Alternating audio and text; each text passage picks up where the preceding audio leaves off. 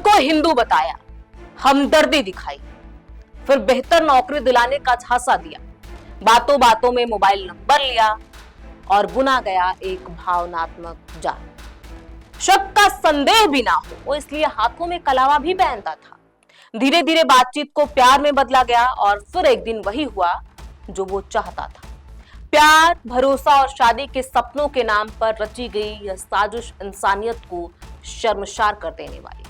आरोप है कि बस्ती के एक शातिर मुस्लिम युवक और उसका गिरोह 300 से ज्यादा लड़कियों को प्रेम जाल में फंसाते थे, फिर उनके आपत्तिजनक वीडियो बनाकर उन्हें ब्लैकमेल करते थे। यही नहीं, इन वीडियो को हथियार बनाकर कई लड़कियों को जबरन देश और विदेशों में देह व्यापार के लिए भेजा गया। मामला सामने आते ही पुलिस और प्रशासन में हड़कंप मच गया, जबकि पीड़िताओं की संख्या और नेटवर्क का दायरा जांच एजेंसियों के लिए बड़ी चुनौती बनती नजर आ रही है। पूरा मामला क्या है, आपको विस्तार से बता देते हैं। नमस्कार, मैं हूं प्रियांशी और आप देख रहे हैं नवभारत लाइव। दरअसल ये पूरा मामला यूपी, जी हां वही यूपी जहां के सीएम है योगी आदित्यनाथ, उसी यूपी के बस्ती का है। वहां के कलवारी थाना क्षेत्र की रहने वाली पीड़िता बस्ती शहर के एक प्राइवेट अस्पताल में काम करती थी। जनवरी 2022 में उसकी मुलाकात अजफरुल हक और प्रिंस से हुई।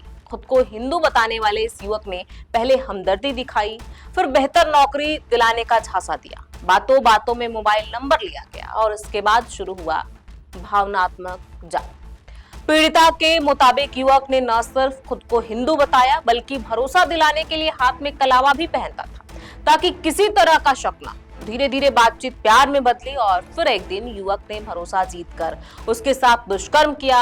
उसके बाद शादी का झांसा देकर लगातार उसका शारीरिक शोषण करता रहा। पीड़िता का आरोप है कि जब वो अपनी आपबीती लेकर आरोपी के घर पहुंची और शादी की बात की तो वहां हालात और भयावह हो गए। युवक ने अपने भाई और अन्य सहयोगियों के साथ मिलकर उसके साथ सामूहिक दुष्कर्म किया। यही नहीं, विरोध करने पर उसे और उसके परिवार को गंभीर अंजाम भुगतने की धमकियां दी गई। पीड़िता का दावा है कि अगर वह आरोपी के पास नहीं जाती थी तो उसके परिवार को मानसिक रूप से प्रताड़ित किया जाता था। यहां तक कि उसके भाई को किडनैप करने की धमकी दी गई। हालात ऐसे बने कि वह मजबूरी में बार बार आरोपी के संपर्क में रहने को विवश हो गई। जांच में सामने आया कि आरोपी और उसका गिरोह लड़कियों के निजी पलों के आपत्तिजनक वीडियो और फोटो बना लेते थे। बाद में इन्हीं वीडियो के जरिए पीड़िताओं को ब्लैकमेल किया जाता था। वीडियो वायरल करने, परिवार को बदनाम करने और झूठे मुकदमों में फंसाने की धमकियां दी जाती थी और इसी तरह लड़कियों को तोड़ दिया जाता था। पीड़िता ने पुलिस को दिए बयान में दावा किया है कि आरोपी और उसका भाई इसी तरह से करीब 300 लड़कियों को प्रेम जाल में फंसा चुके हैं। इन सभी के वीडियो बनाकर उन्हें अलग अलग राज्यों, नेपाल जैसे देशों तक देह व्यापार के लिए भेजा गया। पुलिस रिकॉर्ड खंगालने पर सामने आया कि अजफरुल हक और प्रिंस पहले से ही थाने का हिस्ट्री शीटर अपराधी है। उस पर पहले भी कई आपराधिक मुकदमे दर्ज हैं। पीड़िता का यह भी आरोप है कि आरोपी के काले कारनामों में उसके घरवाले भी पूरी तरह शामिल थे और उन्होंने भी उसे देह व्यापार के दलदल में धकेलने की कोशिश की।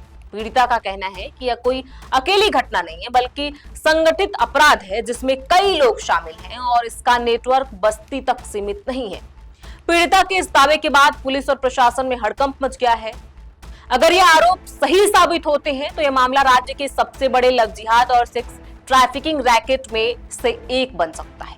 पुलिस फिलहाल पीड़िता के बयान, डिजिटल सबूतों और कॉल डिटेल्स के आधार पर नेटवर्क की कड़ियां जोड़ने में जुटी है। मामले की गंभीरता को देखते हुए कोतवाली पुलिस ने मुख्य आरोपी अजफरुल हक और प्रिंस समेत 8 लोगों के खिलाफ एफआईआर दर्ज की है।